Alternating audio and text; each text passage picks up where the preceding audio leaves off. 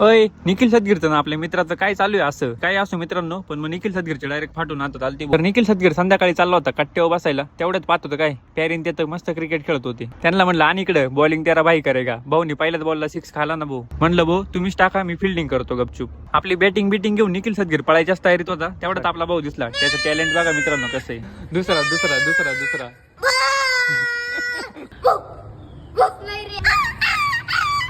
मग निखिल सदगीर आपल्या आरके दादा सोबत चालला होता गाडीवर चक्कर मारायला. जास्त लांब नव्हतं गेलो, सर्व्हिस स्टेशनवर चालतो आपल्या सागर दादाला घ्यायला. त्यांनी गाडी धुवायला लावली होती तिथं.